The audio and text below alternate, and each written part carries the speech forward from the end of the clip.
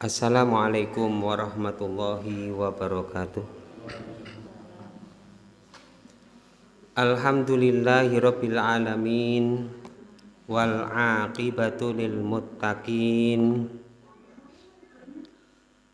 wa asyhadu an la ilaha illallah wahdahu la syarikalah wa asyhadu anna Muhammadan abduhu wa rasuluh. Allahumma sholli ala Muhammadin wa alihi tahirin wa sahbihi ajma'in wa man tabi'ahum bi ihsanin ila yaumiddin. Amma ba'd, fa inna astaqal hadisi kitabullah wa khairal huda huda Muhammadin sallallahu alaihi wasallam wa syarral umur muhdatsatuha wa kullu muhdatsatin bid'ah wa kullu bid'atin dhalalah wa kullu dhalalatin finnar. Bapak Ibu kaum muslimin rahimakumullah, untuk malam hari ini ada beberapa hal yang perlu untuk kita pelajari yang berkaitan dengan bab yang sudah pernah kita pelajari, yaitu babus sabr, bab tentang kesabaran. Kita sudah dibacakan di dalam kitab Riyadhus Shalihin dalil-dalil baik dalam Al-Quran ataupun hadis-hadis Nabi tentang kesabaran, sehingga nasihat ilmu yang sudah sampai kepada kita supaya kita terapkan, kita amalkan dalam kehidupan kita sehari-hari. Dan kaitannya yang sangat erat dengan sabar itu adalah pendekatan diri kita kepada Allah Subhanahu wa ta'ala. Kita akan bisa sabar kalau kita ini mendapatkan pertolongan, bantuan dari Allah Subhanahu wa ta'ala. Maka kita harus mengetahui bagaimana supaya kita ini diberi bantuan, pertolongan dari Allah ta'ala. Nah, oleh karena itu dua hal yang tidak boleh untuk kita lupakan, selalu kita perhatikan, karena Allah Subhanahu wa ta'ala memerintahkan kepada kita di dalam Al-Quran, wasta'inu bis sabri wassholah wa innaha lakabiratun illa alal khashi'in, di dalam surat Al-Baqarah. Ini di bawah ayat 60 surat Al-Baqarah. Jadi Allah Subhanahu wa ta'ala memerintahkan wasta'inu, minta tolonglah kalian kepada Allah. Allah pasti memberikan pertolongan. Caranya bagaimana? Bis sabri, dengan jalan sabar. Kemudian wassalah, dan dengan jalan sholat. Karena sholat itu innal musolli yunaji rabbahu. Sesungguhnya orang yang sholat itu sedang bermunajat kepada pemeliharanya, yaitu kepada Allah. Sehingga itu salah satu dari dua cara yang diperintahkan oleh Allah agar mendapatkan ma'unah, mendapatkan pertolongan dari Allah. Sabar. Yang kedua adalah sholat. Nah, sholat yang bagaimana yang bisa menjadikan kita itu mendapatkan pertolongan dari Allah Subhanahu wa ta'ala. Nah, itulah yang perlu untuk kita pelajari ilmunya. Karena sholat itu innal musolli, sesungguhnya orang yang sholat itu yunaji rabbahu, dia sedang berdialog, dia sedang berbisik-bisik Dia sedang berbincang-bincang, berkomunikasi batin hatinya, perasaannya, pikirannya dengan Allah Subhanahu wa ta'ala. Maka supaya kita perhatikan bagaimana sholat kita ini. Maka Rasulullah Shallallahu Alaihi Wasallam memerintahkan sholat yang kita kerjakan itu jangan asal kita itu gugur kewajiban saja, tapi kita dasari sholat kita itu dengan ilmu. Kita dasari sholat kita itu dengan keyakinan.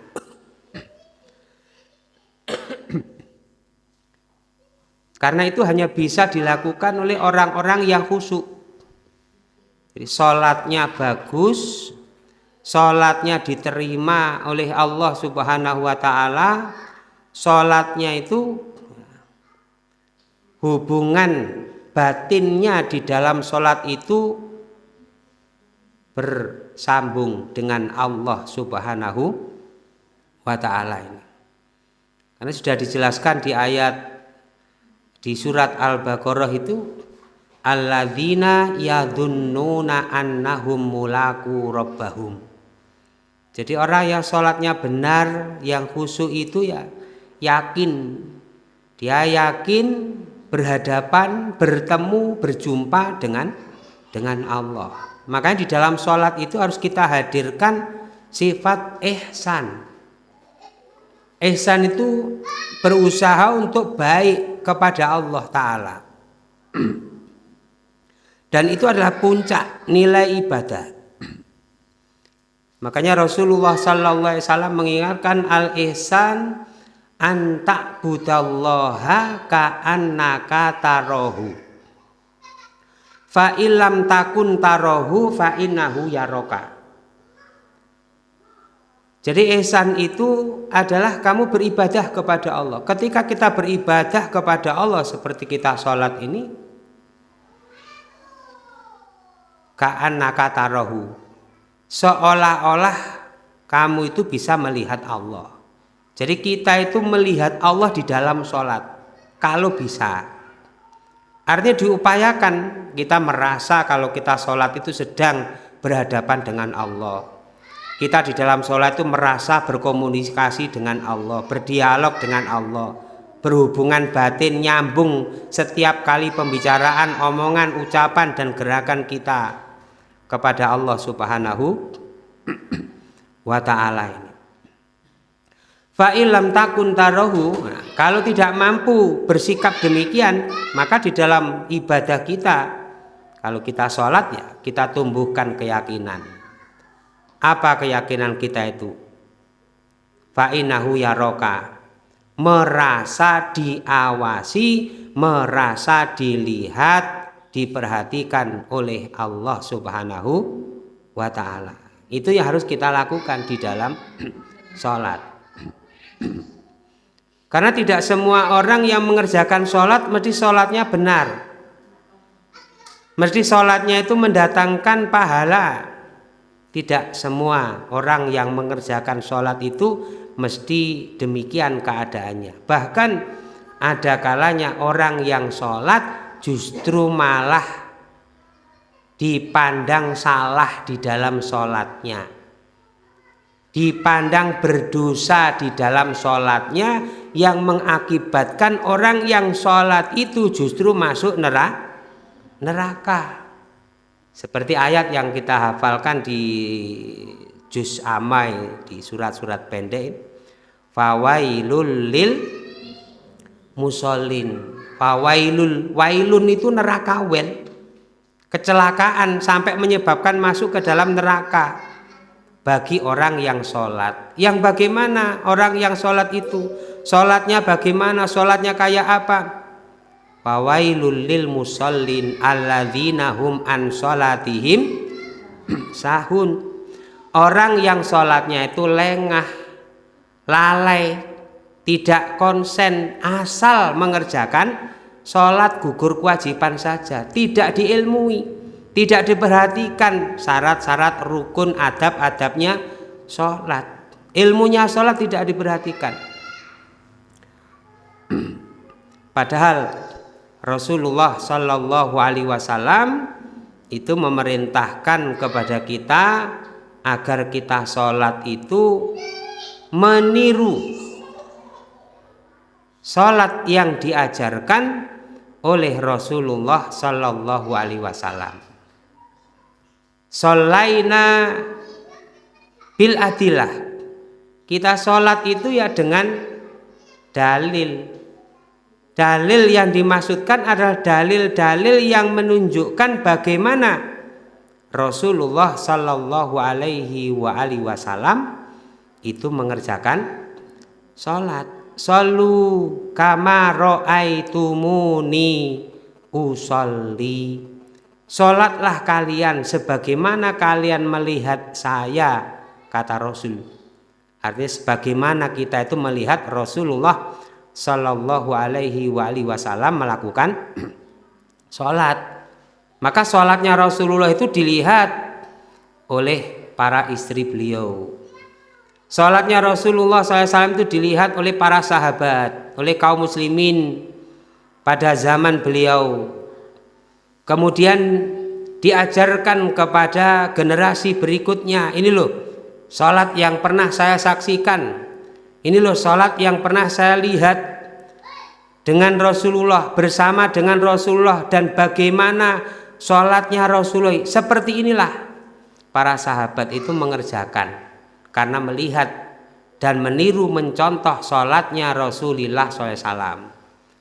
Nah demikian juga generasi berikutnya diajari oleh para sahabat sholatnya Rasulullah SAW, disampaikan kepada generasi sesudahnya, dan seterusnya disampaikan generasi kepada generasi sesudahnya.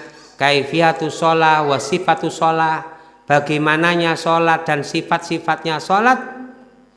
Sampailah berita-berita itu kepada kita, dan kita ini diperintah meniru sholat yang diajarkan oleh Rasulullah Sallallahu Alaihi Wasallam.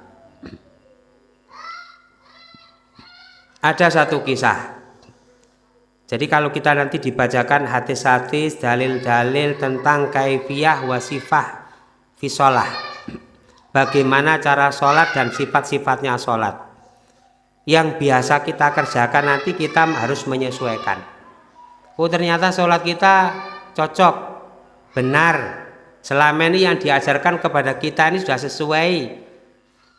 Kemudian kita dapat juga ada keterangan dari hadis-hadis Nabi Shallallahu Alaihi Wasallam, ternyata sholat kita ini tidak cocok, sholat kita ini salah, sholat kita ini ternyata selama ini tidak benar.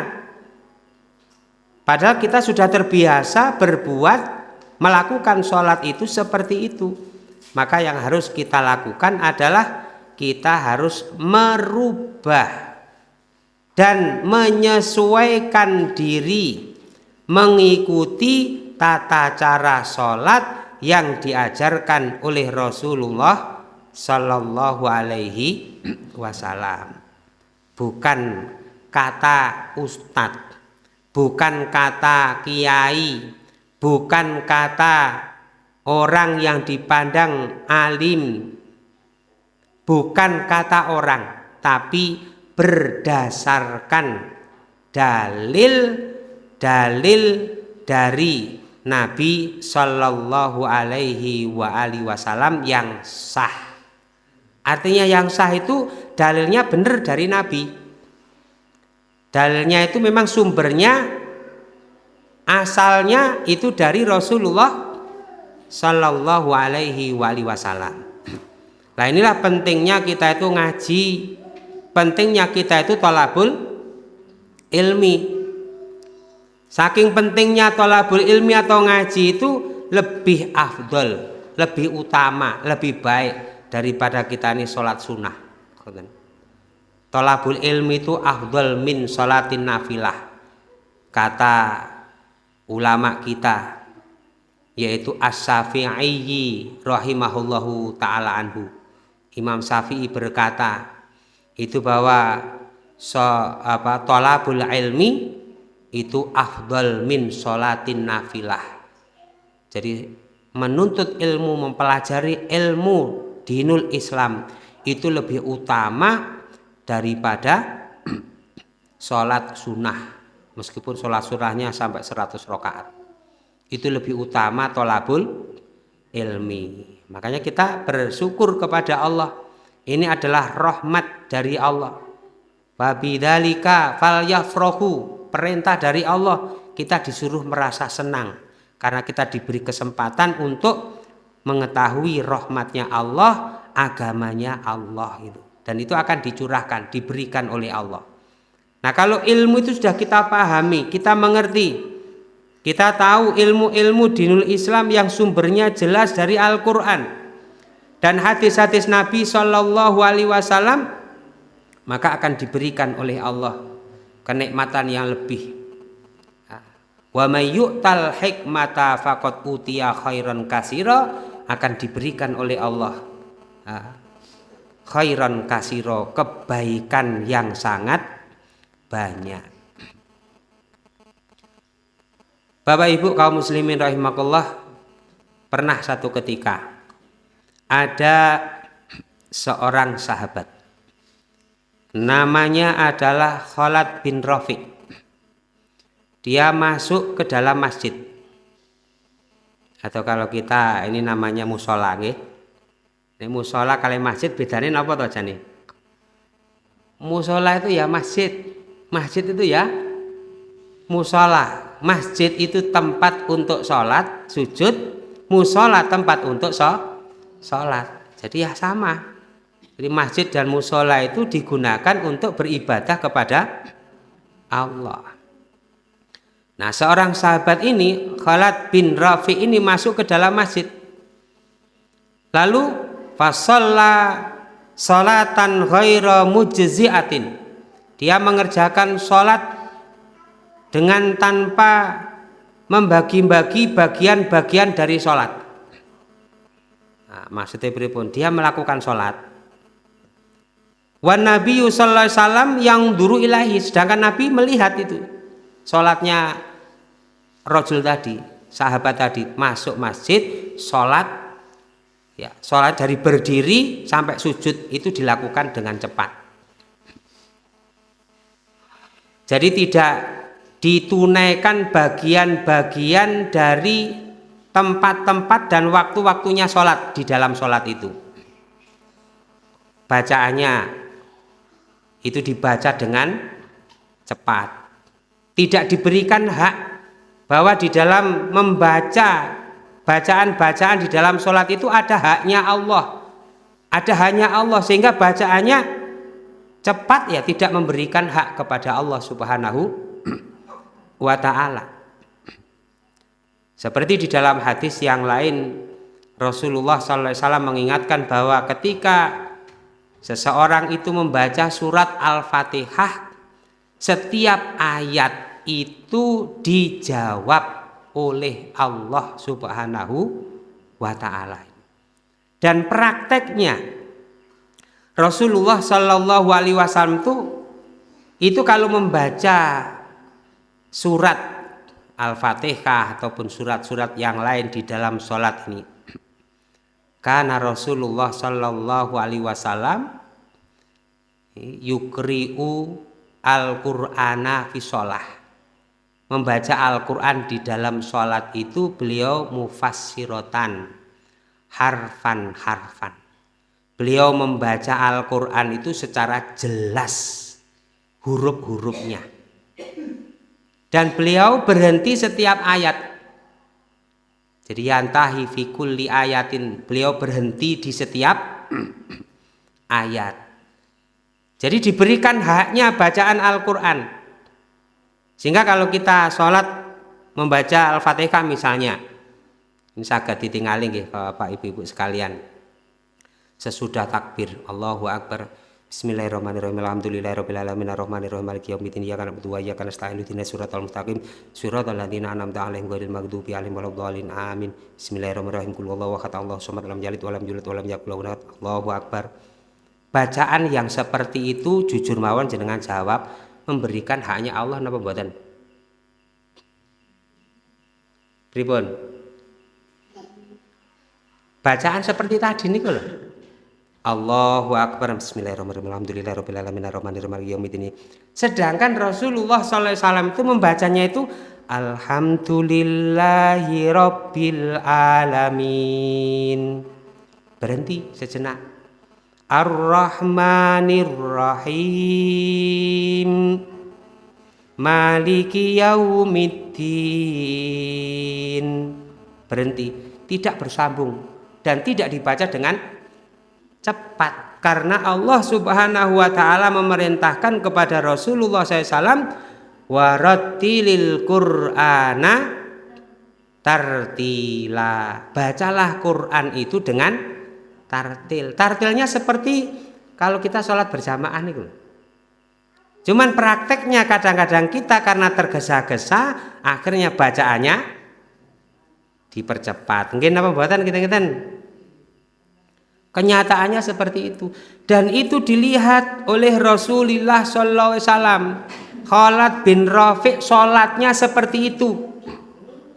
Tidak hanya bacaannya yang cepat, gerakannya pun juga cepat, tidak memberikan hak-hak dari bagian-bagian ketika berpindah dari gerakan salat. Jenengan tingali kula teng mriki nggih. Praktek mawon. Contoh niki nggih. Niku lak kiblat nggih. Nek mboten praktekaken ngeten mboten semerap salah kula jenengan. Nggih ya. Allahu Akbar.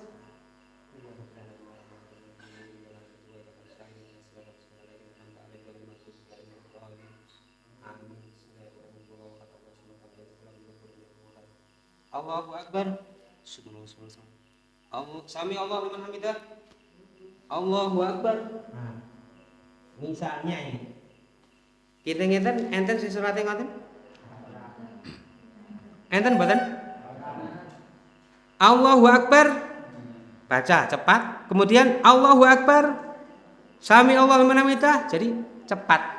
Gerakannya cepat, bacaannya juga cepat. Nah, itulah yang kita pelajari pada malam hari ini. Khalid bin Rafi' dakhalal masjid fa shalla sholatan ghaira mujzi'atin wan nabiyyu sallallahu alaihi wasallam yanduru ilaihi. Jadi salatnya sahabat ini dilihat oleh Nabi. Akhirnya Pak Bu nggih, falamma faragha min sholatihi jaa ilan nabiyyi sallallahu alaihi wasallam. Setelah sahabat ini selesai sholatnya, dia datang kepada Nabi sallallahu alaihi wasallam. Fasallama alaihi. Ya adabe nggih, nek ndugi tengene Nabi mengucapkan salam. Salamun alaika ya Rasulullah atau assalamu alaika ya Rasulullah. Farada alaihi salam, maka dijawab oleh Nabi salamnya itu. Kemudian Nabi mengatakan irji fasolli fa innaka lam tusolli. Kamu ulangi lagi sholatmu karena sesungguhnya kamu belum sholat. Sudah ya Rasulullah, saya sudah sholat. Irji fa innaka lam tusolli fasolli fa innaka lam tusolli. Ulangi lagi sholatmu, kamu belum sholat. Karena yang merintah Rasulullah kayak ngulangi malih dilampahi. Faroja'a wa amila fi sholatihi saniyah. Dia mengulangi lagi sholat 2 rakaat lagi. Kama amila fi sholatihil aula, sebagaimana dia melakukan di dalam sholatnya yang pertama. Sholatnya sama, tetap cepat, bacaannya cepat, gerakannya cepat, waktunya juga cepat. Akhirnya apa? Tsumma jaa ila Nabi sallallahu alaihi wasallam faqala, dia datang kepada Nabi mengucapkan salam, dijawab oleh Nabi. Nabi mengatakan irji fasolli fa innaka lam tusolli. Kamu ulangi lagi sholatmu karena kamu sesungguhnya belum sholat. Akhirnya sampai salah samarot 3 kali. 3 kali nih. Umpami kula jenengan kan ngulangi malih purun apa mboten kinten. Kangen ngulangi malih, lha pun salat kok kon baleni malih pripun to? Ini karena yang merintahkan Nabi ya, akhirnya dikerjakan sampai 3 kali. Akhirnya yang ketiga kali disuruh ngulangi lagi itu ngomong kepada Rasulullah SAW sampai bersumpah, wallahi demi Allah, ya Rasulullah, inilah uhsinu minas sholah illa ma fa'altu au kama qala. Ya Rasulullah, saya tidak bisa membaguskan sholat ya kecuali ya ini yang bisa saya perbuat. Sholat saya yang bagus, yang baik ya seperti ini. Yang penting saya sholat, bacaan saya cepat enggak masalah, gerakannya cepat juga enggak ada masalah. Yang penting sholat, ngoten niku. Lah terus kok dipandang salah ini gimana ya Rasulullah? Akhirnya dia itu ingin tahu ilmunya sholat. Alimni ya Rasulullah kaifa usolli. Ya Rasulullah, ajari saya bagaimana saya sholat. Sholat yang benar itu bagaimana ya Rasulullah? Ajari saya. Usolli itu artinya saya sholat. Kalimat usolli itu tidak diucapkan pada waktu akan sholat. Boten. Usolli itu artinya saya sholat. Makanya hadisnya Nabi yang mengatakan shollu kama ra'aitumuni usolli, sholatlah kalian seperti kalian melihat aku ini sholat. Nah, maka sejak saat itulah Rasulullah Shallallahu Alaihi Wasallam mengajarkan kaifiyah sholat wa sifati sholat, tata cara sholat dan sifat-sifatnya sholat. Nah, di dalam hadis ini saya bacakan. Nanti kalau sholat kita ternyata kurang ya kita sesuaikan. Tidak baik kita bikin baik sholat kita sesuai dengan contoh Nabi. Dari Abu Hurairah radhiyallahu anhu, anna Nabiyya sallallahu alaihi wasallam qala, berkata Nabi. Jadi ketika melihat siapa tadi rajul yang sedang sholatnya itu cepat, maka Nabi mengatakan, idza kumta ila sholati, jika kamu berdiri untuk sholat, artinya akan sholat, bermaksud hendak mengerjakan sholat. Fa'asbighil wudu, maka sempurnakanlah wudu, kama amaranallah, sebagaimana yang kita diperintah oleh Allah. Caranya berwudu itu harus dilakukan dengan sempurna, karena sholat kalau wudunya tidak sempurna nanti berpengaruh sholatnya juga tidak sempurna, karena ini menjadi syarat. Bahkan kalau sholat tanpa wudu sholatnya tidak sah, batal saja. Itu harus membubarkan sholatnya, kemudian harus berwudu.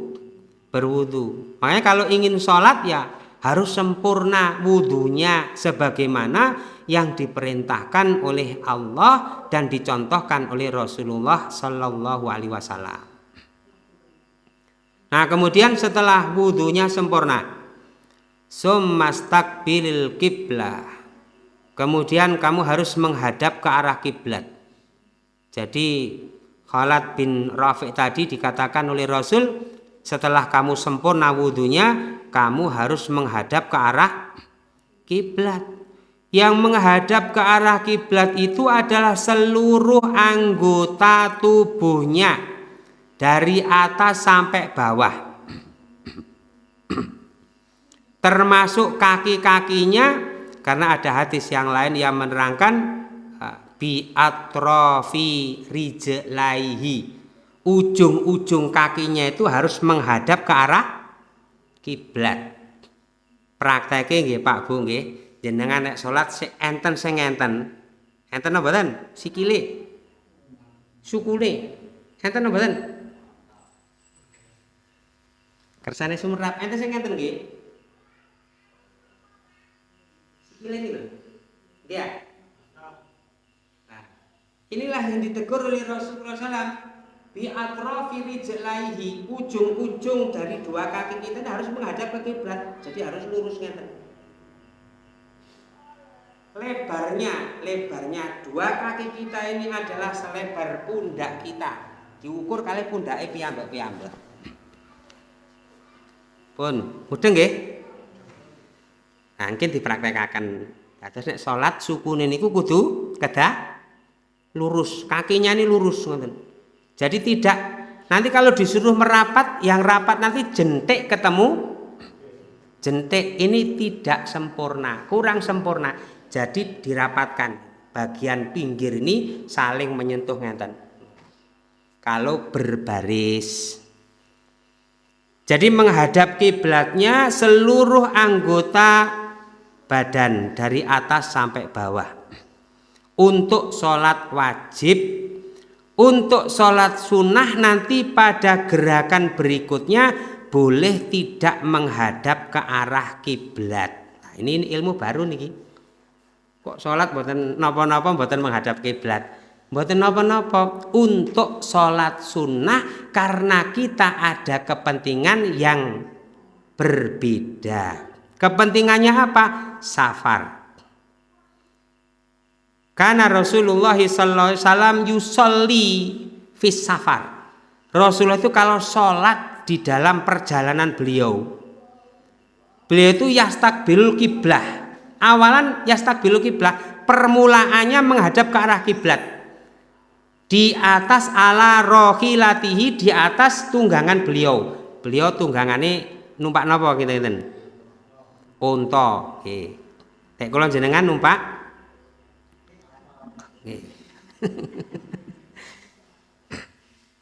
Lah beliau salat itu yumi'u bi ra'sihi. Dalam salat sunah safar, mboten salat wajib.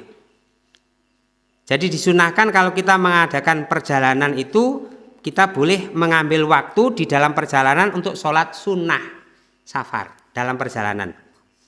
Yumi'u biroksi, beliau sholatnya memberikan isyarat dengan kepala beliau. Permulaannya menghadap ke arah kiblat, kemudian haitsu tawajjahat ala rohilatihi, beliau menghadap ke arah mana saja menurut kendaraannya berjalan. Jadi Allahu Akbar sambil baca, kemudian melanjutkan perjalanan. Di dalam perjalanan itu belok kanan, belok kiri. Nanti kalau sudah waktunya selesai bacaan dan ruku, Allahu Akbar, isyarat napa niki? Kepala baca doa ruku sambil berjalan di atas kendaraannya. Sami Allahu liman hamidah. Kemudian Allahu Akbar. Begitulah yang dicontohkan oleh Rasulullah SAW. Untuk yang permulaan wajib menghadap ke arah kiblat. Kemudian berikutnya sampai selesai salam di atas kendaraan itu terserah haitsu tawajjahat rahilatuhu. Jadi kendaraannya itu menghadap ke arah mana saja itu terserah sampai selesainya sholat. Itu khusus untuk sholat sunnah yang dilakukan di waktu perjalanan. Tetapi kalau sholat wajib dilakukan itu tetap wajib menghadap kiblat dari awal sampai terakhir selesainya sholat, baik mukim ataupun dalam perjalanan. Maka di dalam hadis ini Rasulullah SAW memerintahkan kepada Khalid bin Rafi' tadi, istaqbilil kiblat, kamu harus menghadap ke kiblat. Jadi Rasulullah tidak mengajarkan kalau sholat kamu harus baca niat dulu dilafadzkan. Para ulama mengatakan wala yustaroto lafdhu, tidak disyaratkan untuk melafadzkan bacaan niat. Tidak disyaratkan bacaan niat untuk dibaca, tidak. Karena apa?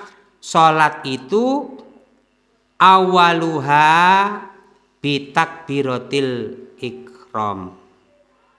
Bitakbiratil ihram wa akhiruha bit taslim. Ya namanya sholat itu baru dianggap sholat, dihitung sholat kalau dimulai dengan Allahu Akbar sambil mengangkat kedua tangan, kemudian diakhiri dengan salam noleh kanan noleh kiri. Lah itulah yang namanya sholat. Makanya Rasulullah mengatakan sesudah kamu menghadap kiblat fakabir, maka bertakbirlah Allahu Akbar sambil mengangkat kedua tangannya. Boleh memilih dari 3 pilihan. Mengangkat 2 tangannya sebanding dengan 2 daun telinganya, Allahu Akbar begini, boleh juga sebanding dengan namanya 2 bahu atau 2 pundaknya, Allahu Akbar. Boleh juga yang ketiga ala sodrihi, di atas dadanya, Allahu Akbar. Jadi ketiga-tiganya boleh diamalkan karena memang dicontohkan oleh Rasulullah Shallallahu Alaihi Wasallam. Ini kok sholatnya beda ya, ya karena kita tidak tahu aja. Jadi yang penting diajarkan oleh Rasulullah SAW, yaitu ya harus kita kerjakan. Nah sesudah Allahu Akbar bersendekap, nanti sebagian muslimin ada yang tidak bersendekap karena memang juga ada dalilnya, ada hadisnya. Ning kula mboten wantun ngamalaken, ngoten lho. Karena hadisnya derajatnya tidak memenuhi persyaratan, tapi yang mereka menggunakan itu menganggap itu kuat dalilnya. Sehingga kalau kita nanti di Mekah sana nanti akan melihat ada orang kalau jenenge umroh atau haji sampeyan tingali tiyang salat Allahu Akbar ngenten. Sing nanti teng mriko Pak Yan apa? Dereng sumber apa? Ada yang Allahu Akbar lurus ngenten, tidak bersendekap. Nek kula nggih, kita ya mengamalkan yang jelas dalilnya, nah itu harus bersendekap. Ngenten iki cara bersendekapnya. Jadi Allahu Akbar langsung bersendekap, itulah yang dicontohkan oleh Rasul. Tidak diputer-puter. Allahu Akbar. Kan ada loh, kita lihat sebagian dari kalangan kita kaum muslimin salat Allahu Akbar ngeten niki laran diputer-puter. Nah, kemudian ditempatkan di mana? Maka Rasulullah SAW mengajarkan ditempatkan ala sodrihi, di atas dadanya. Sebagian di kalangan kita ada yang sholatnya ditaruh di tempatnya hati. Tempatnya hati itu di sebelah kiri, nggih. Sehingga Allahu Akbar. Nanti ngali, enten nggih? Nanti ya sholat ngeten. Ningali. Jenengan saged ningali ngeten. Salat enten sing ngenten lah. Nah itu yang tidak kita temukan dalilnya. Nah, kita harus mengamalkan yang sesuai dengan dalilnya yang diajarkan oleh Rasulullah Shallallahu Alaihi Wasallam. Niki masalah bersedekah.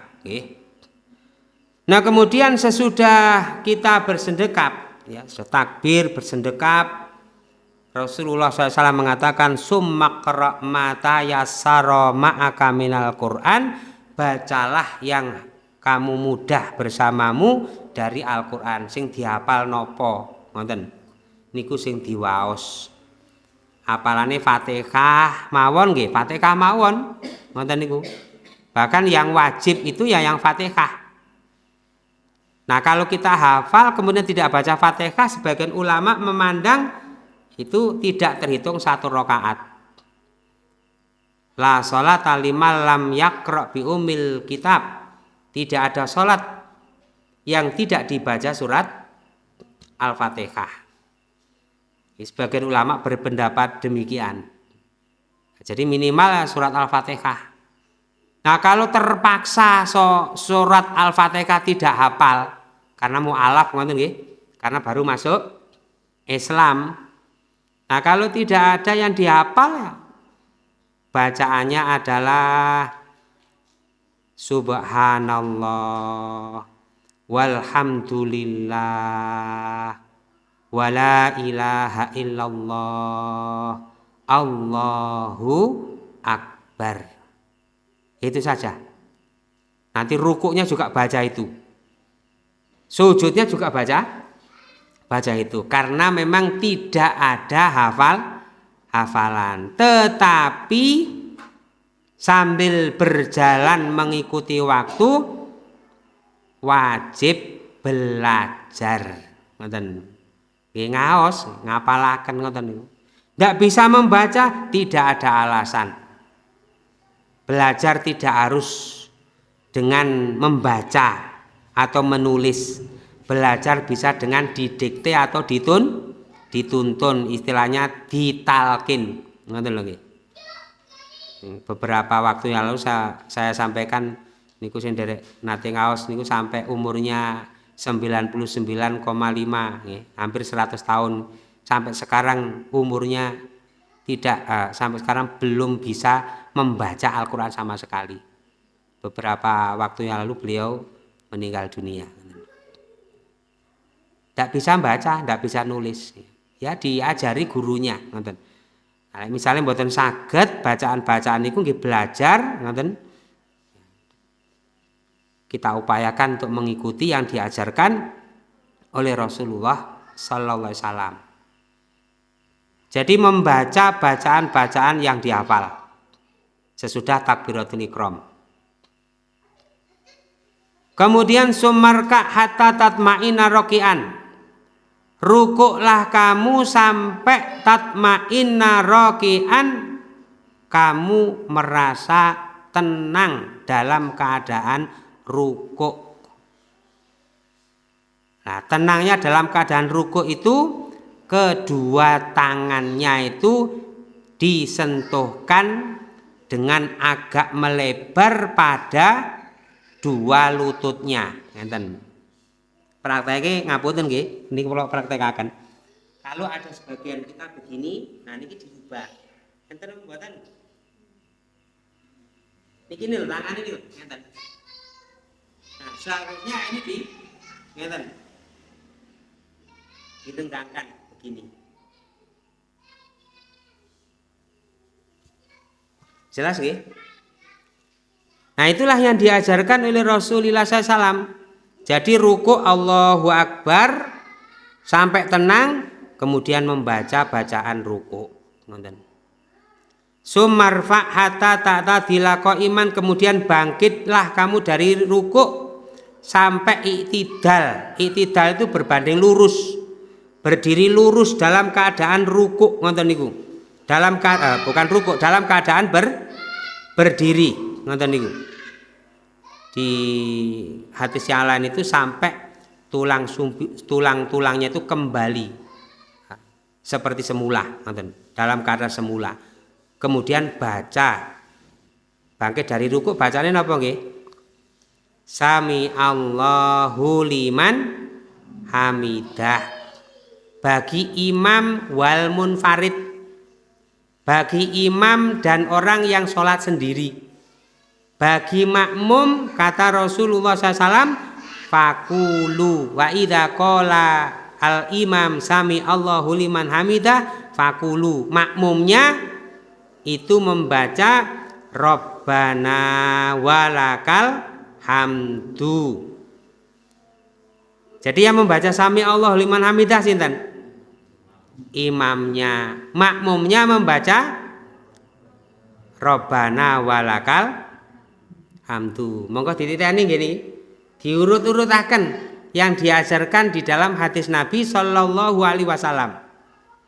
Rabbana walakal hamdu hamdan kasiron thayyiban mubarakan fih. Ikunya agak panjang sedikit. Ya lebih panjang lagi. Rabbana walakal hamdu mil as-samawati wa mil al-ardi wa mil amasyita min syai'in ba'du. Ditambahi lagi ahla sana'i wal majdi ahaku maqalal abdu wa kulluna laka abdun Allahumma la mani alima a'taita wa la mu'ti alima mana'ta wa la yang fa'udal jaddi mingkal jaddu. Itu kalau kita sholat sendiri lebih menikmati bacaan-bacaan doa yang diajarkan Rasulullah. Nek mboten apal dereng saged nggih sing praktis-praktis mawon. Robbana walakal hamdu. Tidak bersegera untuk sujud sampai selesai, bacaannya selesai, summasjud hatta tatma'inna sajidan, kemudian sujudlah kamu sampai kamu tenang dalam keadaan sujud. Tenangkan dulu waktu sujud, boten tergesa-gesa untuk bangkit dari sujud. Tenang, lurus sujudnya. Ghaira muftarisin wala naqidhihima, tidak membentangkan lengannya. Nek salat ngenten, niki dirubah. Sumerap salat ngeten. Napa maksudnya? Dari sini ke sini lengan niki ditemplek angkat tenggene lantai ngeten. Ini seperti anjing yang lagi duduk lempok ngoten niki. Ini dilarang oleh Nabi, juga tidak ndekem. Sumerap ndekem nggih. Dekem niku tangane ditempelaken kalih niki lho napa niki? Nah, ngenten. Biasanya nek wangine sujud subuh ngeten nggih. Nah, ini tidak benar. Jadi harus lurus. Dua tangannya diangkat sedikit. Kalau berjamaah pokoknya diangkat. Kalau sendiri agak diginikan. Waktu sujud dan tangannya ini ngenten, mboten ngenten. Kalau rukuk begini, kalau sujud tangannya begini. Ngenten. Pun mudeng nggih. Sumaf al dzalika fi sholatika kulliha. Kemudian perbuatlah seperti ini pada semua sholatmu. Semuanya. Rakaat kedua, rakaat ketiga atau rakaat keempat. Secara gerakan itu seperti itulah yang diajarkan oleh Rasulullah SAW. Kalau sholatnya tidak demikian, musi'u fis sholah, salah dalam sholatnya. Makanya kita perlu merubah sholat kita itu dengan ilmu yang diajarkan oleh Rasulullah Sallallahu Alaihi Wasallam. Bukan katanya, bukan. Wah, aku dhisik oleh ngene, ya kita rubah karena tidak sesuai. Kecuali kalau ada dalil napa sholatnya diajarkan Nabi seperti itu, wonten. Kalau tidak ya tidak perlu kita kerjakan. Kenapa? Wala takfu ma laisa laka bihi ilm. Jangan melakukan sesuatu tanpa dasar ilmu. Itu yang dilarang oleh Allah di dalam Al-Qur'an. Bapak Ibu kaum muslimin rahimakumullah, kita akan lanjutkan pada pertemuan berikutnya yang berkaitan dengan persoalan ini. Yang saya terangkan tadi itu adalah masalah gerakan-gerakan sholat. Ilmunya dari hadis Nabi Sallallahu Alaihi Wasallam. Kemudian tentang bacaannya apa dan bagaimana, itu nanti juga akan saya sampaikan hadis-hadis Nabi Sallallahu Alaihi Wasallam sebagaimana yang diajarkan oleh beliau sallallahu alaihi wasallam. Sakjane kula akhiri, enten sing perlu tangketaken.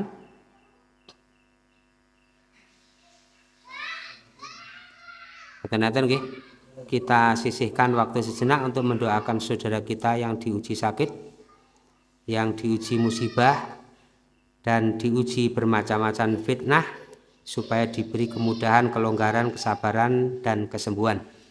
Allahumma sholli ala Muhammadin wa ali Muhammad walhamdulillahi rabbil alamin. Allahumma ighfir lil mu'minin wal mu'minat wal muslimin wal muslimat al ahya'i minhum wal amwat innaka sami'un qaribun mujibud da'wat. Allahumma arinal haqqa haqqan warzuqna tibaa wa arinal batila batila warzuqna ijtinaba. Allahumma inna nas'alukal afwa wal afiyata fid dunya wal akhirah. Allahumma inna nas'alukal afwa wal afiyata fi dinina wa ahlina wa amwalina.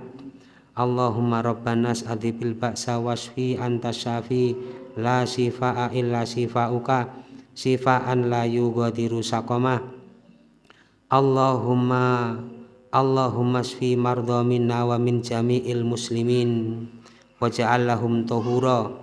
Allahumma afriq alaina sabran wa tsabbit aqdamana wansurna 'alal qaumil kafirin. Wa sallallahu ala Muhammadin walhamdulillahi rabbil alamin. Wassalamualaikum warahmatullahi wabarakatuh.